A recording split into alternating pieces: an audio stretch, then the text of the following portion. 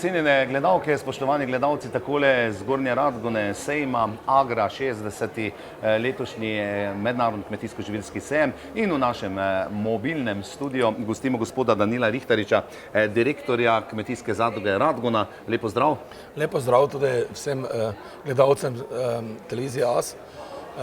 Torej, Kmetijska zadruga kot že vrsto let tradicionalno prisotna na kmetijsko-živilskem sejmu Agro in moram reči, da letošnje leto lahko s ponosom povemo, da se je vrnila v pravi veličini. Točno tako, kot sva se pogovarjala. Pogovarjala smo se tudi o tem, danes je en zelo pomemben posvet, namreč veriga oskrbe s hrano. Gre od pridelovalcev, kmetov, preko vas, recimo zadrug, ali pa nekih predelovalcev, potem do trgovcev in do končnega potrošnika. Verjetno ta razmerja niso prava, vse danes je bo trebalo to urediti. Glede verige oskrbe hrano, vedno se pogovarjamo le o tem.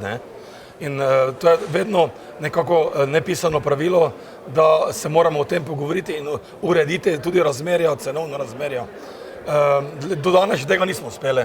Jaz se sicer bojim, da tega trgovina verjetno ne bo dovolila, ampak menim, da je prav, pa tudi strani ministrstva prav, da nekako z neko uredbo določi, kakšni so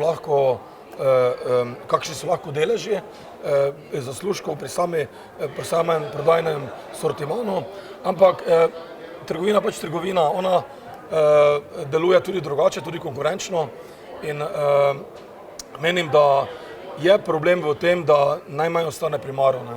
In dokler ne bomo tega tudi razumeli drugače globalno, bo se treba na tej strani boriti.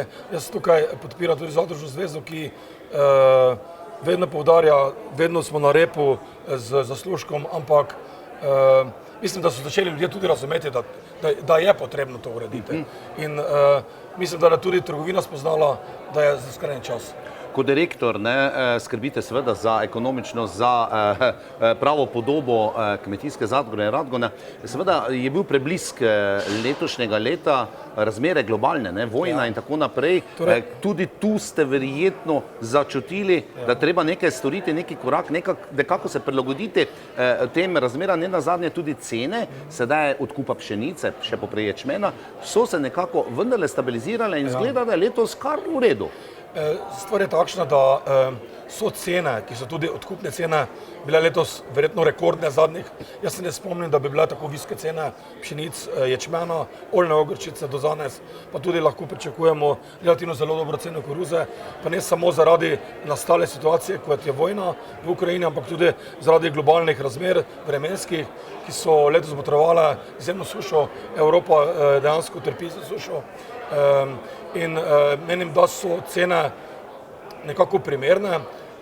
Vsi bi si nekako želeli, da bi bile cene, predvsem odkupne cene pšenice še više, ampak menim, da so odražale nekako višino cene nekako trga, kajti trg je narekoval višjo ceno in lahko rečem, da so kmetje v letošnjem letu lahko prodali pšenico med 300 in 350 evri za tono in to je nekako s težavo pokrivalo izjemno visoke cene gnojil, ki pa so v času po vojne, po nastanku vojne v mesecu februarju, marcu eksplodirale.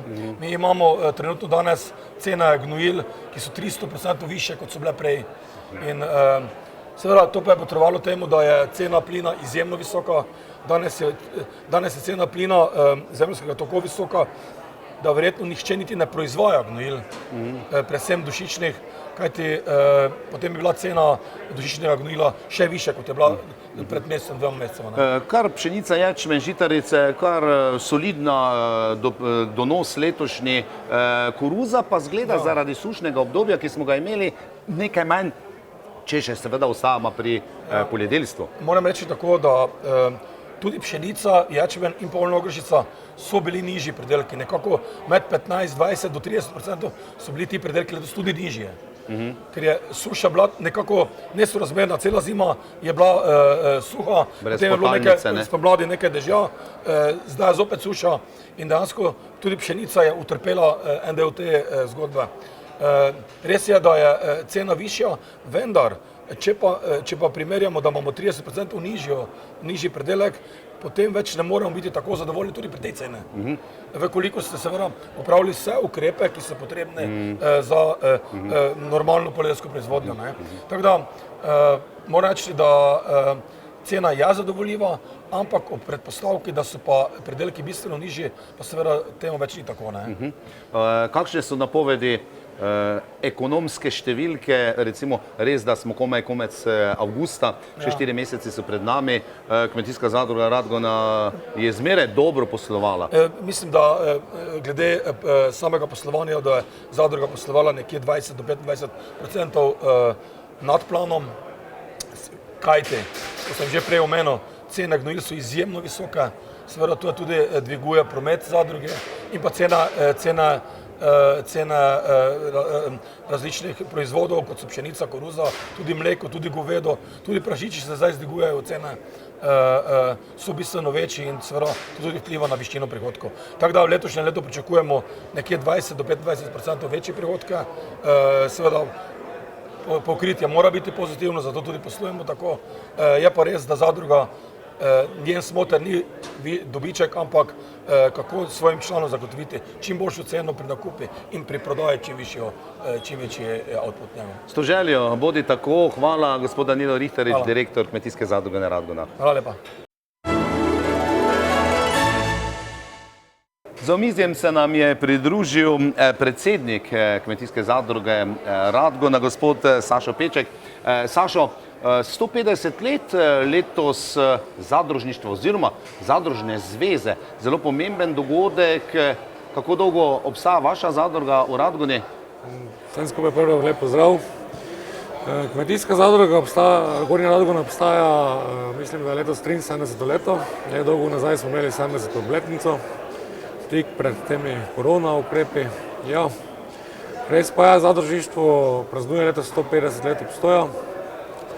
In moje mnenje je, da je to dokaz, da je zadružni sistem oziroma zadruge so sposobne se prilagajati različnim časom, različnim težavam, ki nas pestijo skozi vsa te desetletja. In upam, da bomo tudi mi sedaj sposobni se prilagoditi teh razmerah, ki obstajajo na svetovnih tržiščih oziroma na celem svetu. Saj nedolgo nazaj smo prebrodili to korona epidemijo oziroma te korona časa in smo tudi bili sposobni se prilagoditi in obstati še vedno za naprej.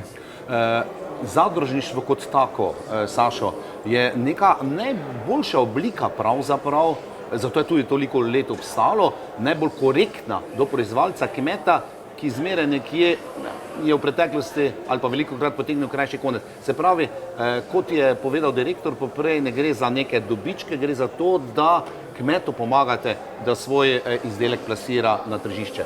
Tako je, sistem zadružništva je predvsem namenjen za pomoč kmetijam oziroma kmetom.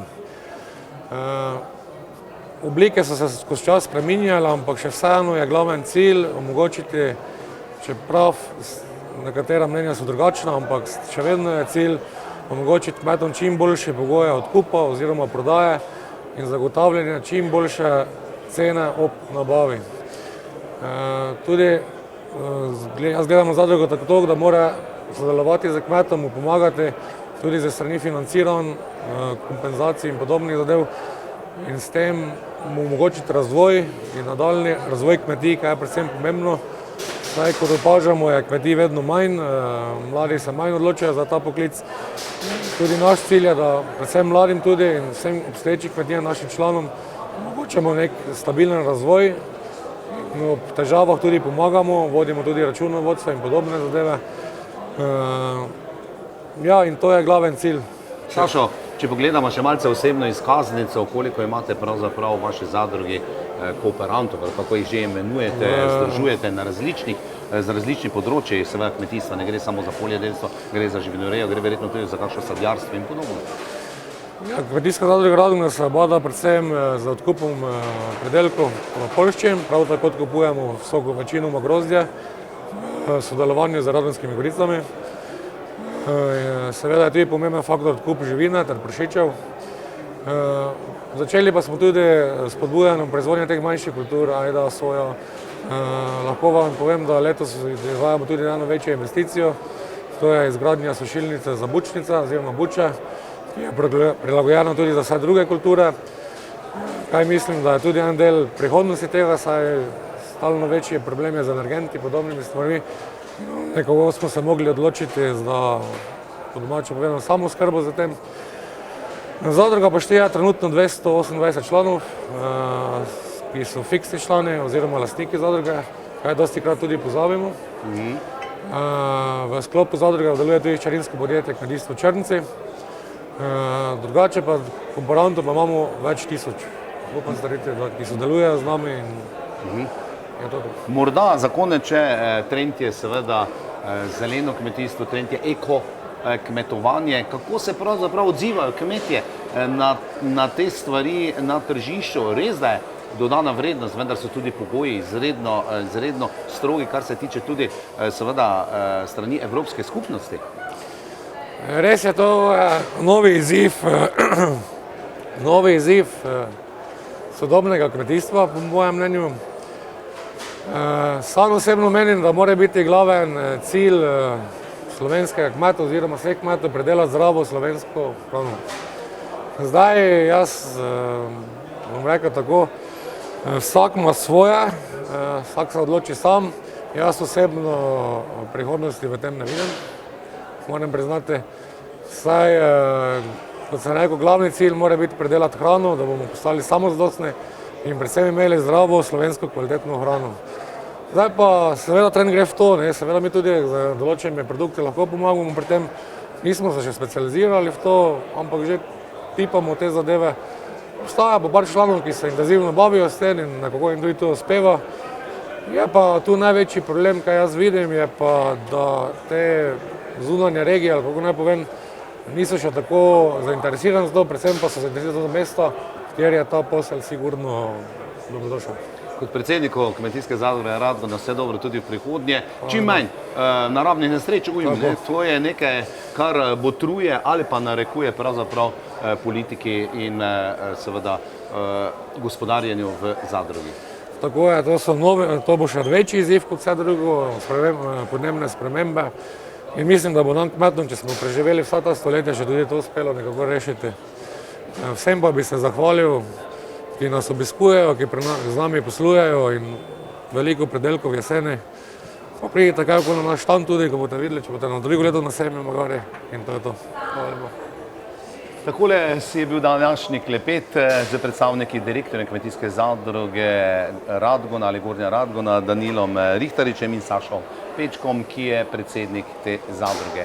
Verjamem, da ste izvedeli kaj zanimivega in novega, pa bodite z nami še naprej na sejmu Agara, ki je 60. letos odprl svoje vrata.